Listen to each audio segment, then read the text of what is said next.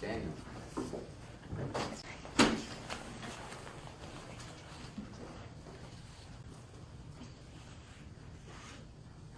Good afternoon, everybody. My name is Daniel, and I'm one to talk about the problem of dog depression. But everything starts when I was 5 years old.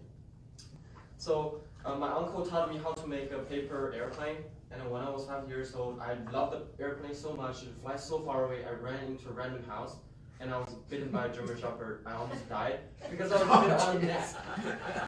But so dogs literally like life-changing for me. After that, every time when I see dogs, no matter what the size, I'm always scared. But later on, when I was 20 years old, I decided to have my own dog, which is Nabi. I bring him all around the campus. Maybe you have seen him.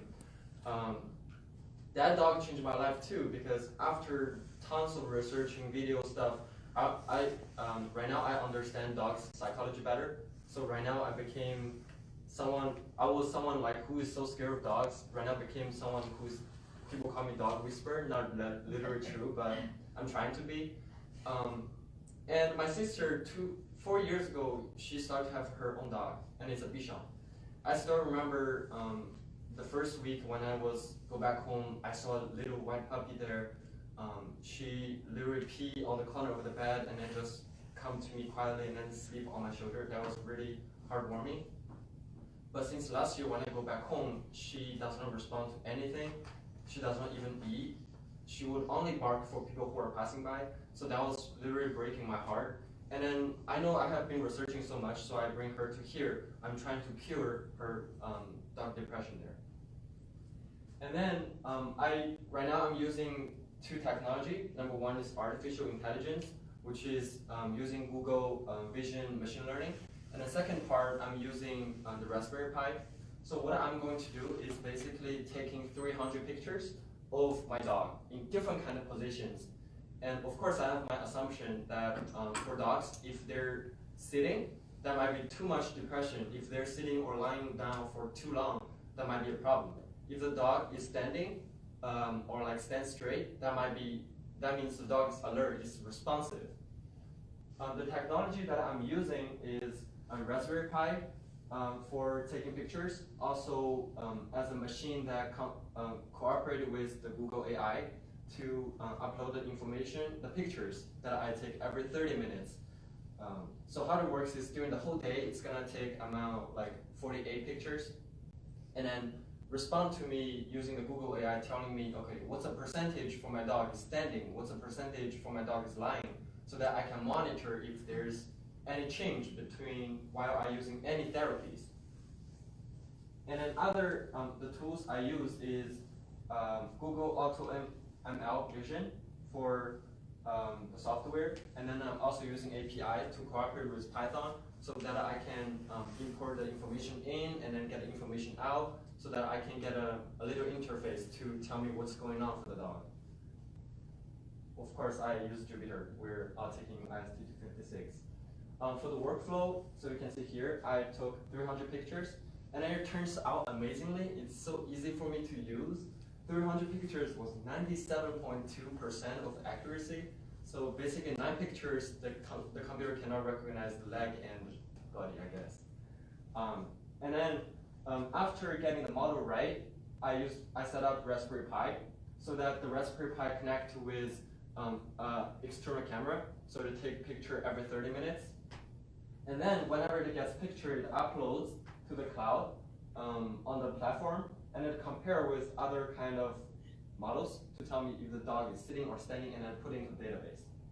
And then later on, after this part, after you're getting the feedback from the Raspberry Pi, you can tell if my dog is sleeping more or my dog is responsive more. You can choose something for it. For example, you can use, as we all know, you can listen to music.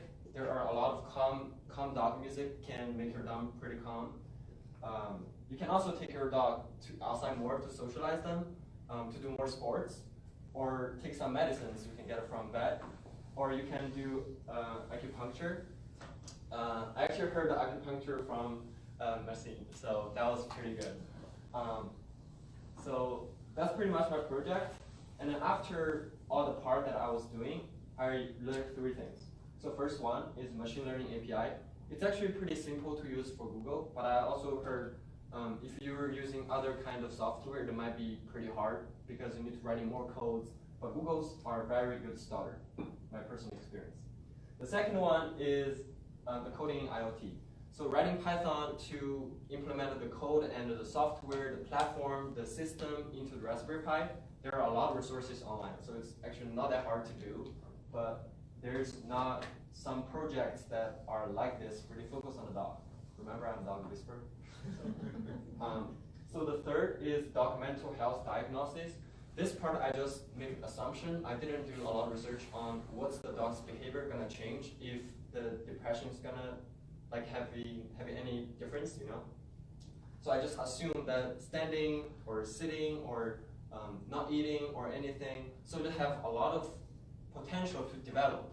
It's not just like cooperating with a lot of business tools. For example, Spotify may have a playlist for dog securement, for dog depression, or you can cooperate with other kind of medicine. You can cooperate with his local vet, telling them, hey, right now I have a Raspberry Pi project, and I can literally sell this one to you. You can have my model, and then you can use this one to monitor if any medicine is useful. So pretty much that's it. And for the next semester, I want to focus on also the dog, because recently I had some really sad stories. I walk my dog here very often, and oftenly I met other students, they just having their own new puppies. So I'm really happy. I try my best to tell them how I train my dog, what kind of resources they can find. But often I met two of my friends, 5 months later, they decide to selling their puppies. So it's really sad because after the dog knows one alpha and later on changed the alpha, it's actually kind of hard for the dog. And next semester, I want to build my own personal website to telling people what's their first dog they can choose. Is that Bichon? Is that people? Is that what kind of breed? And the personality for the dogs. So don't make a wrong decision when you first time making the decision of what dog to get, what's the size, where to get from professional breeder or get a puppy that is $300.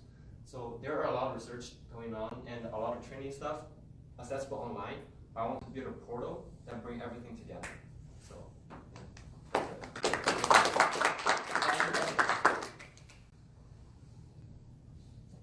Any questions? If you have a problem with training or whatever. So, my dog, I've told you this before, actually was just diagnosed with night anxiety. So what that means is that when dogs get older, at night they have trouble sleeping. So she would like pace around and pant and like wake up my parents until they had to sleep on the floor with her.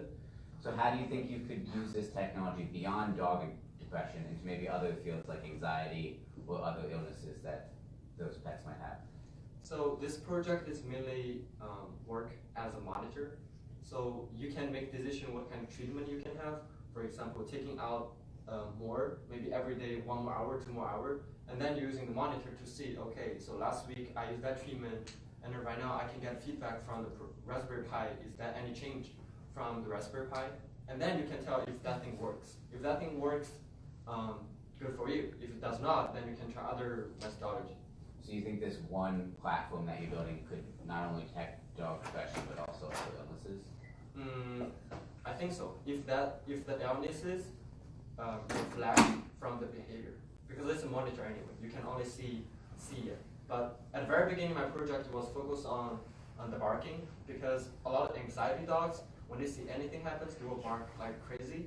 But that was not my dog. Nappy's case, he never barks, rarely barks. So it does not work. So I think that would be better to see the vision of the image to see what's going on. Yeah. So Daniel, thinking about all of the work that you're doing, and you're looking at it as a research project right now, but the pet industry is a major industry.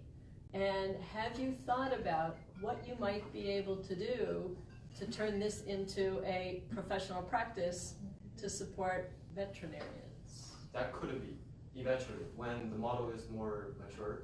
Right now it's like for toy for me to figure out if everything works. Because the thing is set, but it has not really tested, and it get a lot of feedback yet. So I cannot make sure like, hey, let's sell this.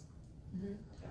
So I guess I'm just thinking about, in the future, as you test it out, sort of to think about that, is this an area of specialty that would be able to potentially support you after you graduate from school, and actually turn it into a profession, which is, there's a major industry out there for pets, and a lot of people, that's their only companion. I do think there are a lot of business potential for this one, and especially in a lot of countries, like in the United States, pet industry is so big. Like, how many of you have dog at home? Yeah, so I would say like most people. But in Asia, it's a new market. Like, imagine something is developed here and you can bring to there or make it worthwhile. It's not benefiting for some people, it's actually benefiting a lot of animals. Because a lot of people are giving up their dogs simply because they don't have time, or they don't know what's the right way to measure if there's any change on their dogs. So it can help a lot of people and the animals. I think it's great for the society. Yeah. Thank you. Yeah. Any questions? Okay, thank you.